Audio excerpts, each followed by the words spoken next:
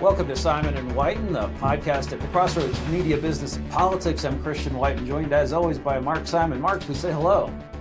Hi, been a while. Sorry, I was in Taiwan for, 2.5 months. That's a long time to be in Fantasy Island. Probably nothing much going over there too much. Usual threats of war, things like that. Usual stuff. I got down to Singapore and got down to Singapore and then did a few things down there and went a couple of other places, who were kind enough to take me in. Singapore is, I think I saw it's like the most expensive city for expats, or up there, which shocks me that anything would surpass London. And look, it seems so hot, literally.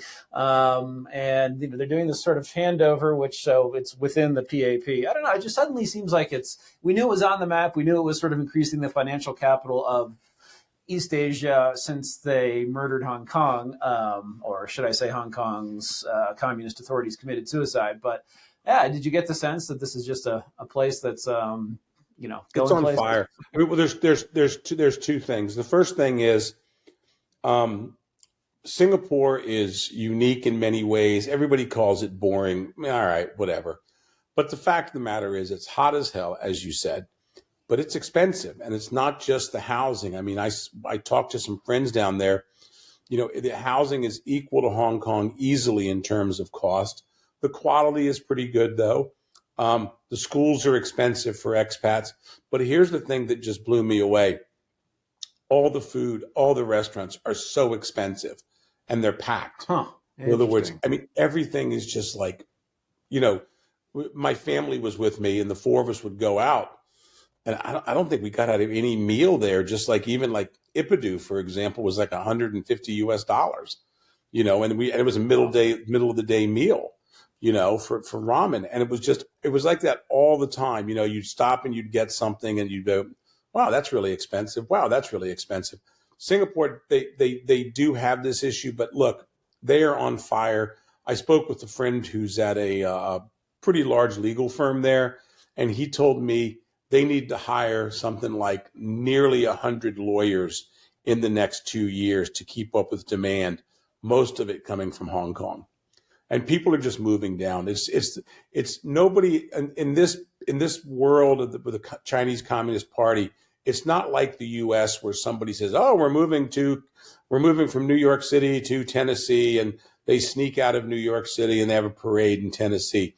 In Asia, you don't do it either way because basically you don't want to upset the Chinese because they'll be upset both with the exit and with the arrival. So people are just sneaking in. They're moving down there quite quickly, and they're moving from other places.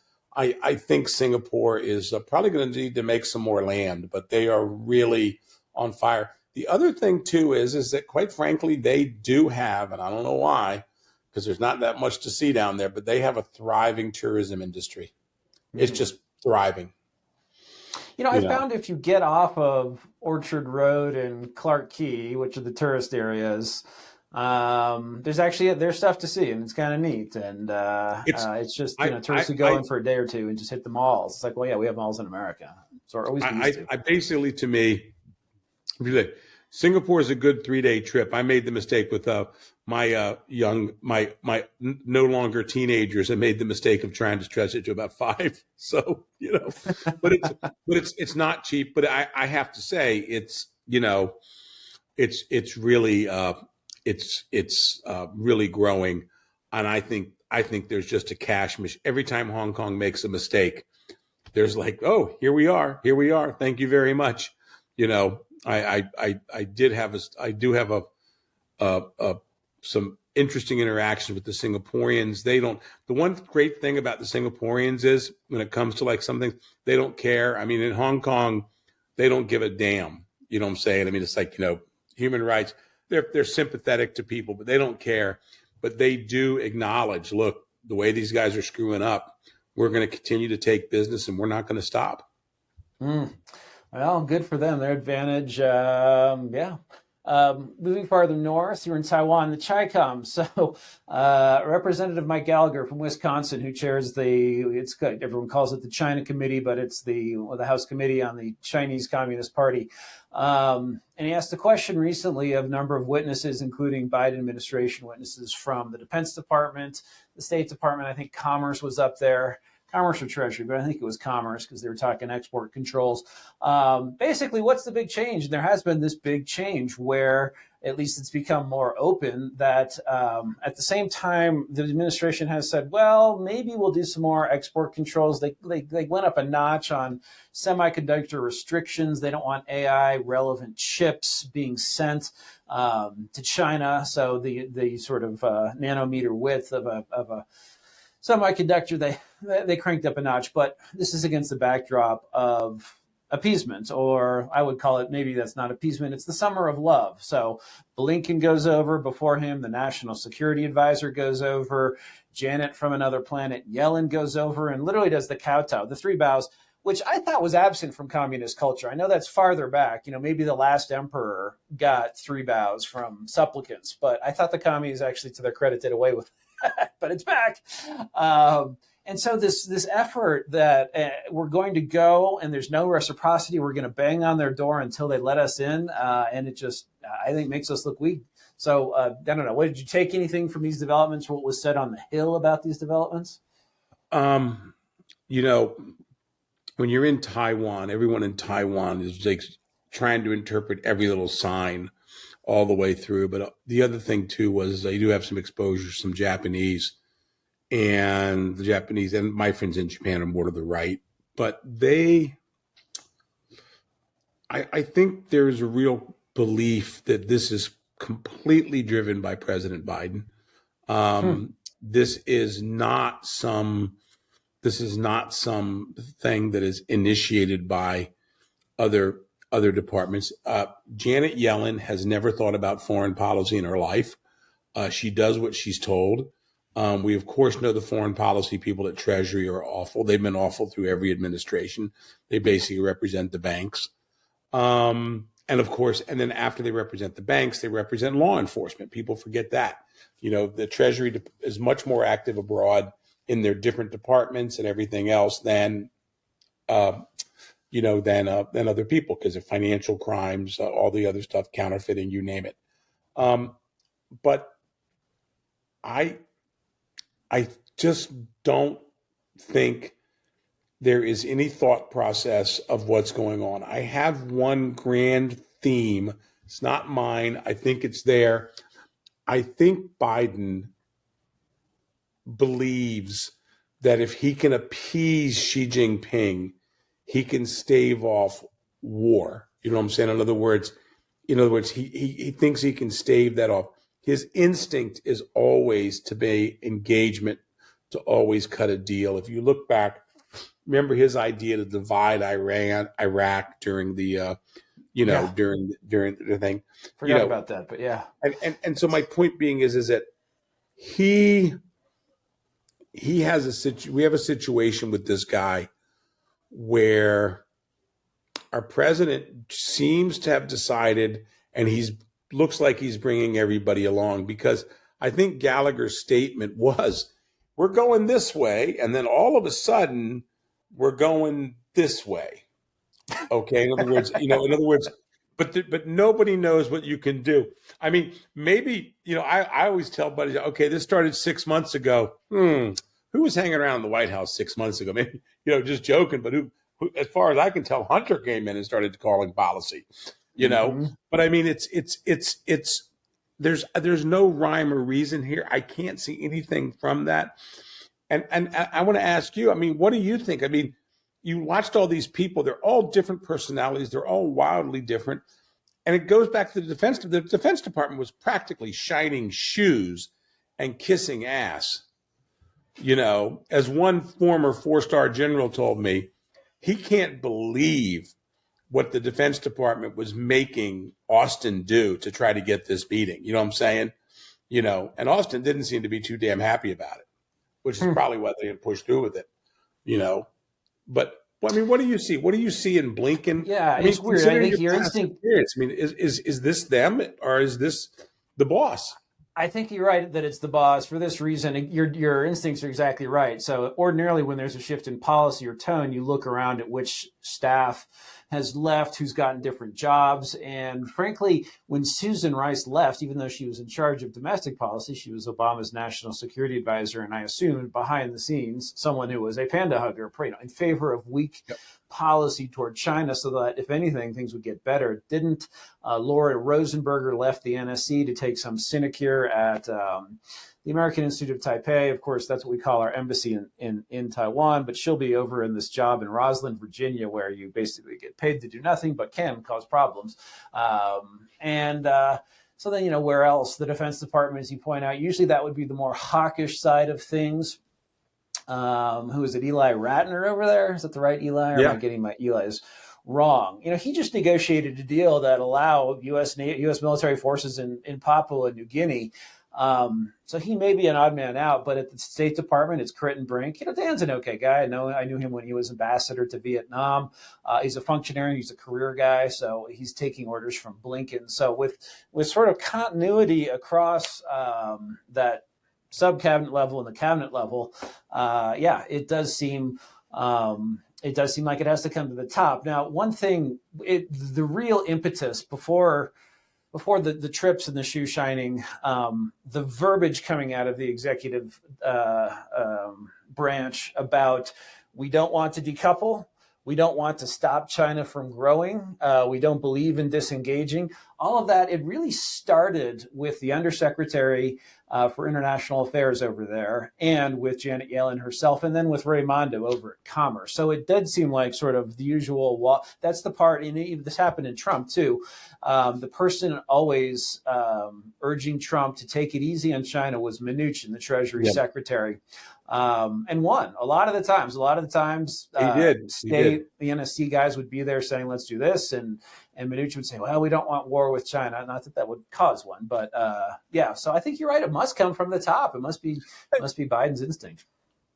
Because my question here is, I'm of course leading you in my direction, but my question here is, I think they're walking into a political hot potato. I mean, I think largely because they had followed Trump and because they had done certain things, I think they had taken China off the table as a political issue. In other words, we're being tough, we're moving forward.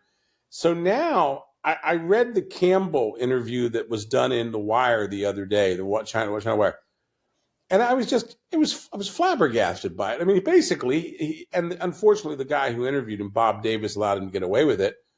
He basically, we're the original hawks. We're very hawkish. We've been doing this for years. I mean, essentially, he almost practically said, well, everything changed in 2014, and then these Trump guys came along and you just imitated us, and we've been the hawks ever since then. I thought it was an incredibly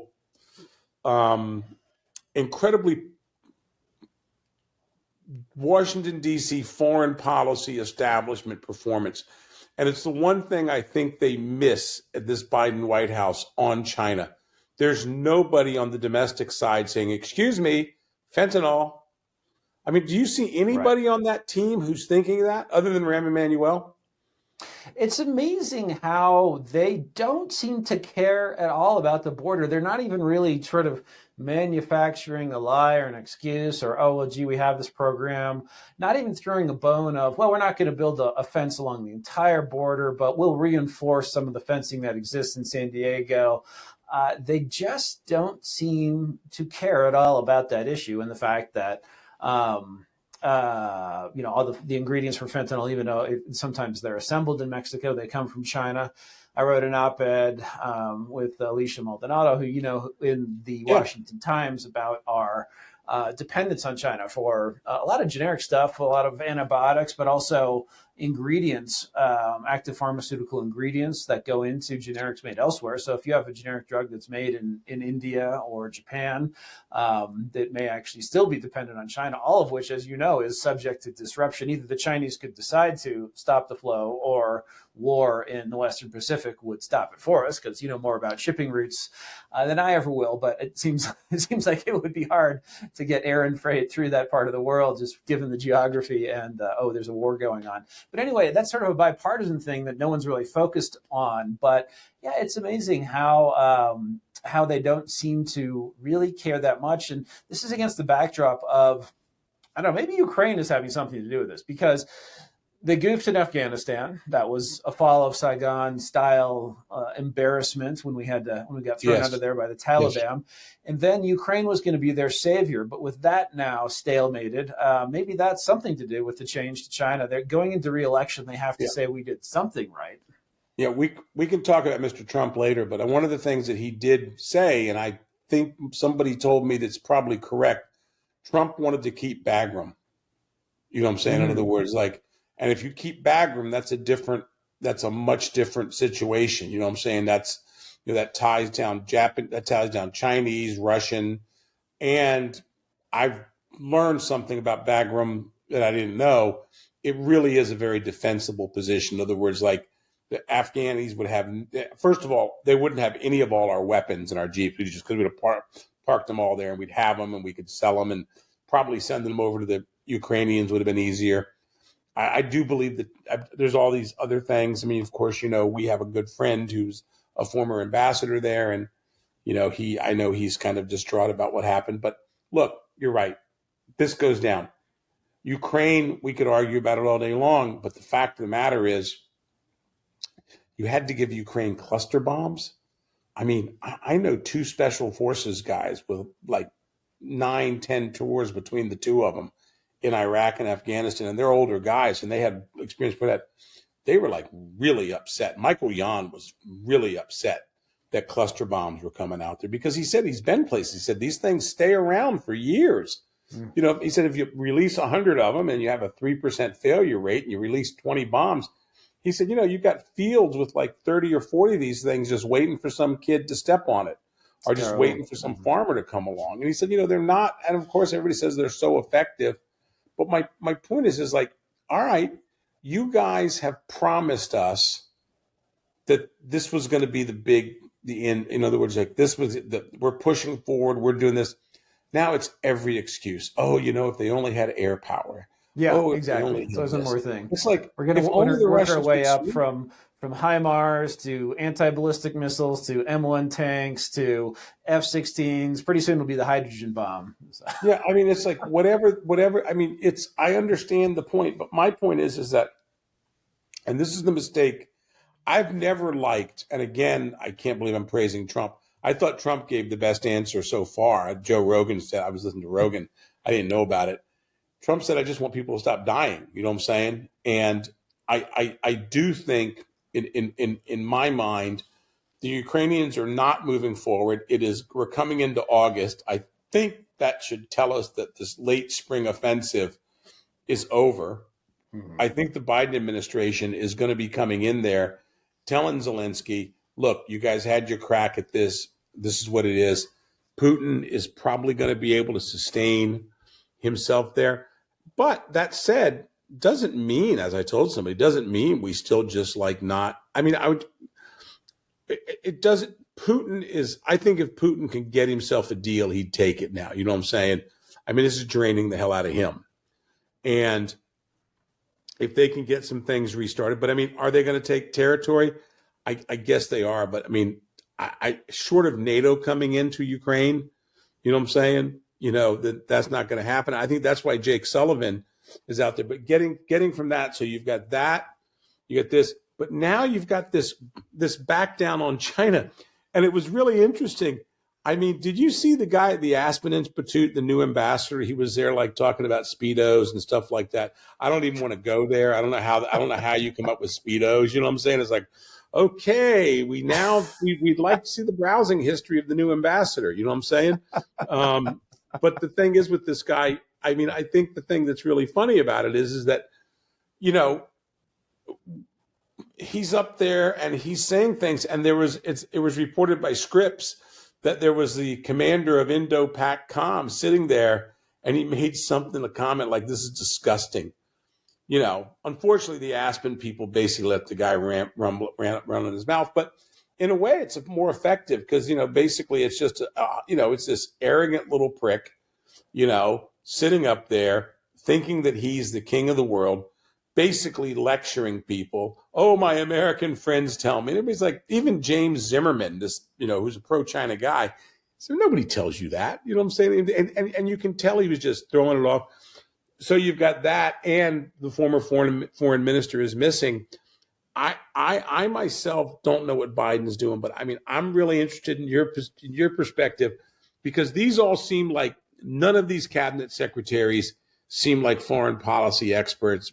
Blinken, yeah, that's his world, but and he did the least of any. But Yellen, I was like, oh my God, and now John Kerry basically got off the plane before they went like this. This is not to our viewers.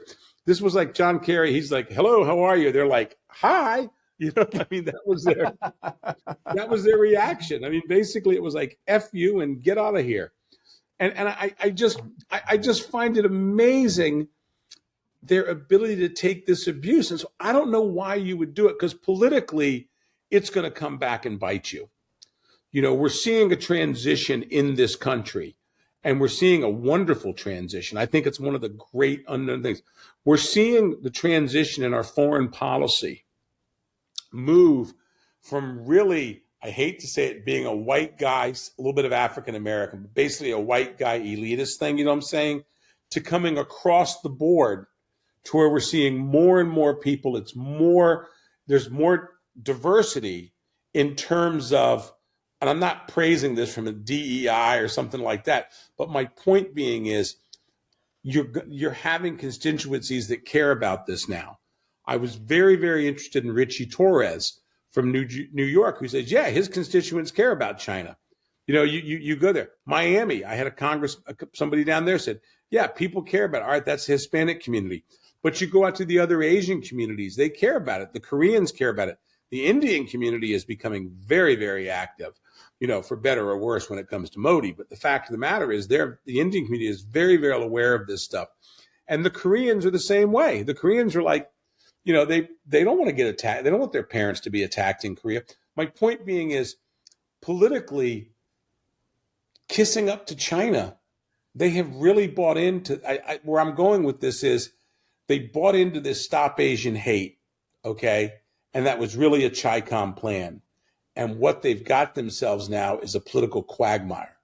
They don't know how to get out of it, because the Chinese are abusing them like no tomorrow. So they went in there and they laid down in front of everybody to kiss ass. And now they've actually got a domestic political liability on their hand. And that's why I'm so interested in these. Janet Yellen, I don't expect anything from her. She's married to a Nobel Prize winner, all that good stuff. They just sit around and, probably talk about elite stuff. I would never.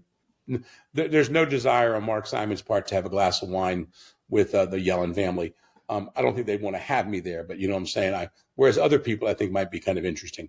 Like Hunter would be more interesting for Hunter. Look, I'm going to tell you right now, any person who says they wouldn't want to go on a party with Hunter, you are a boring person. I would live to go out with Hunter. I would literally tell my wife, go to the store, pick out the Rolex, slide over to the other store, pick out the LVMH, get the bag that you want, because I'm going out with the Hunter, and I want to see what he wants to do. I know two people who know Hunter really well. They know him. He is basically the evil Arthur. Remember from sure, Dudley Moore. Mm-hmm. Dudley Moore. He's great. The evil He Arthur. Was the butler. He really made that movie too. But yeah, keep going. Liza Minnelli pretty good too. But yeah. Yeah. But the point is he really is. He's the evil Arthur. That's what I call him. And what I mean by that is like, he's fun, he's enjoyable, you have a good time with him. But then you're like, oh, dude, man, why are you doing this? I'm one of these ones. I know this will sound, it shows my lack of my lack of ability to deal at the higher levels. The grandkid thing just gets me. That's such a. It would take nothing for him to include that grandkid. You know what I'm saying? It would take nothing to say, okay, I messed up. That's it. And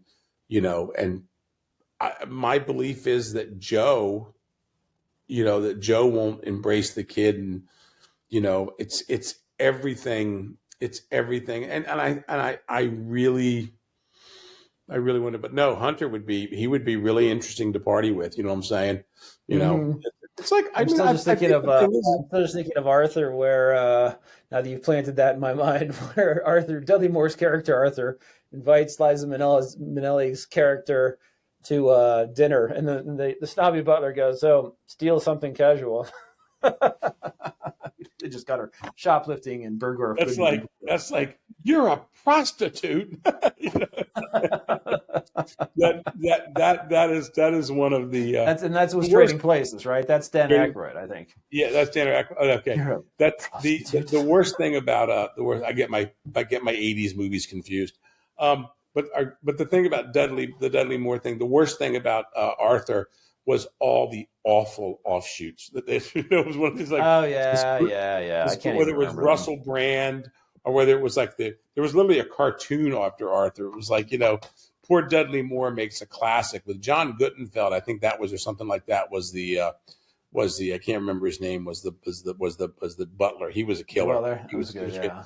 But no, I mean, I think the thing is, but I think when we come back to it, after that diversion there, I don't really understand why they think this is going to be a winner. Because let me tell you something, whether it's Trump or DeSantis in the near term, it's going to be, it's going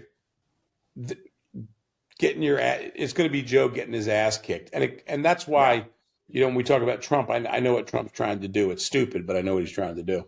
Well, and it's interesting how, so there is no sort of John Huntsman or Mitt Romney who is probably going to say, well, for business purposes, we can't delink from China, or and actually even the Hawks, even Bob Lighthizer, the former U.S. trade representative, says strategic delinkage, I believe, or decoupling. I forget which one it is. So it's like we're not going to worry about buying desks and trinkets and toys from China, but semiconductors, pharmaceuticals, things on which we depend, no, we can't trade in that. But any Republican seems like they could take advantage. Trump is being a little lazy, as usual, on the policy front, sort of saying, well, we should have reciprocity in trade.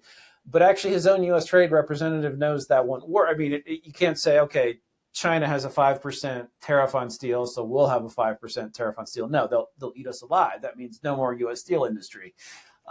There's some things where we need probably to have 500 or 600% tariffs on China if you really want to move things away. And he should understand that, because the 25 to 50% tariffs he put on Chinese imports in Section 301 were much higher than what they have on us, and what they have on us doesn't matter since we don't export anything to them. So, that's in the weeds. That doesn't come across. But DeSantis, I hear he's going to have a big foreign policy speech, and it's been, he's been rolling it out in the Jake Tapper CNN interview and the Tucker Carlson interview in Iowa.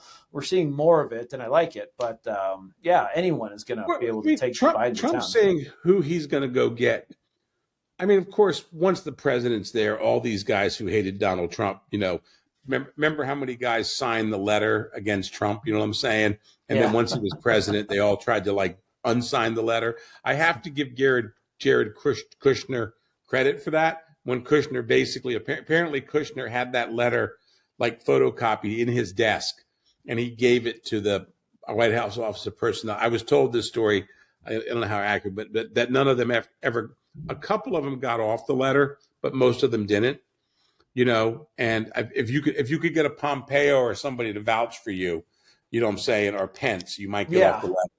But I think Elliot Abrams sort of got a job. I can't remember if he was one of the signatories, but I think a few got off it, but basically they held pretty tight to it. But here's my point. Question. Who does Trump have for a foreign policy team now? Maybe you can go find Rex Tillerson again. You know what I'm saying? But I mean, is there anybody who's going to really just show up? I mean, of course, like I said, once he's the president, a lot of people show up. But is there anybody that we really okay, this is a good idea to get this guy? I think it would be, it would be very hard for him to attract people, because even those who served in the first administration who were good, the idea of subjecting yourself to that chaos again, and also you can be fired on whim via Twitter or some other social media. You're going to either get less qualified people. Sometimes that's good, to give new people a chance to get fresh faces. You probably see Rick Grinnell back in a senior position. He was the acting DNI, but a lot of people, I think it would be hard. And so the theory that the Trump people are all saying they do personnel much better, they realize what went wrong. But my counterpoint, my counter argument would be, no, if you look who he's surrounding himself with at Mar-a-Lago, there's nothing there that looks particularly, America first, creative, strong, new people. You see a lot of opportunists, I think. And cabinet people. Yeah, I mean, someone will take the job of Secretary of State, no problem. It just may not be someone who can get anything done. And you also worry. I mean, if he's president, he can't be prosecuted by his own executive branch, but there's still, you'd have state prosecutions. It would from the get-go appear to be an extremely unstable we should have something where we talk domestic politics next time. I just think, like I say, when we're talking about this, I mean, you were part of beachhead teams and multiple administrations. You worked in administration. You had these people come through. I'm kind of with you. I mean, okay, Rick and a couple of other people, and you'll get some people that show up, maybe some business guys at the end of their careers. They'll be offered this and that.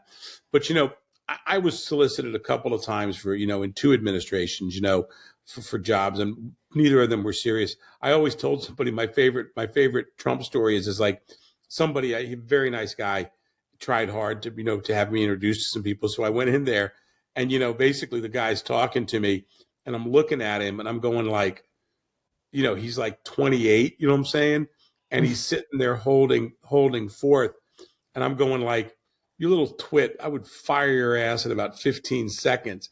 And that's when I came out. I actually wrote a memo after 2 days of like being basically jerked around. You know what I'm saying?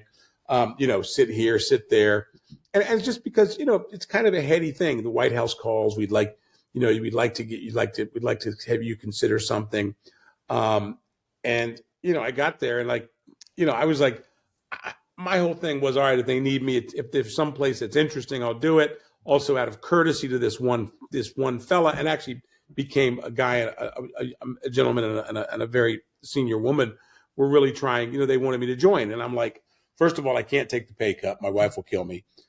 Secondly, I don't really see this as a thing. And the other thing too is, and you can imagine who it was, the person who was really pushing me was not exactly the most stable position in the administration. You know what I'm saying? In other words, it would be pretty easy to be pushed out. But my thing with the Trump guys was, I've never seen a more disorganized personnel system. That essentially my image was of this young man who's probably 34 or 35 right now. Maybe he's 35 or 36. And the way he was speaking to me, you know what I'm saying? And I don't have much of an ego. I'm an all offensive lineman. You know what I'm saying? I don't mind getting yelled at. But his commentary to me was, it was like, you're asking somebody to come in, take a huge pay cut, okay? And they're going to have to deal with some condescending little twit, you know what I'm saying? And I remember after I said that, and then I wrote the memo to somebody who I saw was close to the president. He came back to me like a month later, you know what I'm saying? Because he's a busy man. And he said, I got that from 5 people. Interesting. He said, and that was Trump or that was Bush? No, it was Trump. It was Trump. I think Bush people, the Bush thing happened like later in the Bush thing, and like somebody wanted me to go over to commerce, and I was like, the last thing I want to do is, I think I've told you this before, I'm not going to be with Commerce Department and the export thing, being in, Shitistan selling cantaloupes, you know what I'm saying? Like, you know what I'm saying? Promoting California cantaloupes, you know what I'm saying? For $165,000 a year, and then arguing if I can fly in business class. And that's not going to happen, folks. That's not my world, And I also told somebody, if I needed to, I could actually sell more, for you than anything else. I've got like they would be mad if I took credit for it. But like I introduced 2 beers to Asia, from the U.S. and they did really well. You know what I'm saying? They did really well. So that's my export promotion type thing. You know what I'm saying? Very good. But that's it. But no, I mean, I think the thing with Trump is I just find Trump. I have to be honest with you. I was really disappointed watching him the other night. I'm not one of these guys that hates Trump. You know what I'm saying? I think the guy is getting stuck to. But I don't know how. I'm with you. I don't know how he survives this. And I'm also starting to believe. We go to Iowa. Happens when? January next year? Yeah, within like the first week of January, but within the first week of New Year's, it's very, very quick. Yeah. And if they have to move it to December to be first, they will. So yeah, it'll go early Jan. And so the thing is that, but that for him and his world, that's a long damn time. You know what I'm saying? Yeah. And I think people are starting to, I mean, he's got three invested. Brad, he's got 3 now in potential, indictments or whatever coming. And he's got a potential fourth coming. It's just, when does it stop? You know what I'm saying? When does it stop? It's bad. Some of them are phony, but the classified documents one, I mean, he's the witness for the prosecution, his own voice, trying to impress some people who just drop by, some women who drop by Mar-a-Lago with, oh, hey, look at this. I can't show you this because it's classified. Just moronic stuff. I think you look at some of the polls are tightening a little bit. DeSantis is moving up in New Hampshire. There's a poll out of Wisconsin where if you do like all of the candidates, Trump is still 20 points ahead. But if you do head to head, if the choice is between Trump and DeSantis won that. Meaning if there's convergence, if it gets down to the point where it's Trump versus not Trump, right now, not Trump might win. Trump lost in Iowa in 2016, even though he was pandering on ethanol and he lost to Ted Cruz, who was not pandering on ethanol. Trump had either the explicit or de facto support of Iowa Governor Branstad in 16. This time, the governor is actually impartial officially, but is friendly with DeSantis. So there's just a lot of signs that as summer goes on, we get to the debates, whether Trump is there or whether he skips them. And I think people will say, we really could use a new generation of leader who can serve 2 terms and get some stuff done. I am not much of a conspiracy theorist. I always look for incompetence where everybody looks for conspiracy, as I was taught by a friend. Yes. Absolutely. I firmly believe that Biden is now the president is really under siege by his own people. You know what I'm saying? I think that they are seeing more and more problematics for the president. We're seeing ridiculous stories about his temper. He loses his temper. I said, so what? He's that Uncle Festus now? You know what I'm saying? I mean, come on. And so that's it. And I'm not one of these ones that really likes the personal attack stuff, but I'm starting to think that there are going to be people like Gavin Newsom, and they're looking at Bill Clinton and everybody says, well, guess what? Bill Clinton ran for president in 1992 was his first one. When he ran, and nobody would do it because Bush is unbeatable after Iraq. Nobody wanted to do it. And then Bill Clinton showed up, and then this little peckerhead Ross Perot showed up and took Bush out. And so the point is that I believe that if Gavin Newsom, at a certain point in time, someone's going to say, look, this is too difficult. We can't have 2 presidents sitting here, 2 guys, both heading into their, in their 80s, when they're in their thing. And we're just hanging on. And I have to tell you something. On the MAGA side, I'm really, really, I don't really care anymore. I upset them. I'm getting tired of people here in New Jersey, going, we got to have Trump. And it makes you feel good. New Jersey's not going to vote Republican. It's a Democratic state. And that's one of the big issues that we have. It's actually one of Trump's key strengths is he's big in states that have no chance of winning, of us ever caring. California, New York, the Northeast, everybody loves Trump. Because you know why? There's no cost to it. They know he's not going to win the state. They've come into that. But I'm telling you right now, I think that with foreign policy, I still can't get it back to China, Christian. I don't know what the Biden guys are doing, because this is going to be a real. They're going to show up, and let's say it's not going to be Trump. Let's say Trump. Let's say something happens to Trump. God does something for us. You know what I'm saying? And you really want to run Biden against DeSantis? You want to run Biden against Tim Scott? He's not going to be. If you're up against DeSantis or Tim Scott and you're Joe Biden and you think you're not going to be able to, you think you're going to be able to get out of the debate, you're out of your mind. You'll lose like that. People will be like, the American people. I'm confident of that prediction. And that's when you put someone in a Big Bird outfit and send them to all of the Biden rallies or appearances, or out to his basement in Rehoboth. Accuse him of being a chicken. Anyway. Well, that's all the time we have for this episode, but we'll be back to let's talk Taiwan a little bit next time too, because politics are heating up there. That's about in addition to me. Yeah, I'm sorry about that. We should have talked. It's been a while. But look, take care of yourself. It's good to see you. I hope everybody's doing okay. All right. All right. Thanks. We'll see everyone again soon.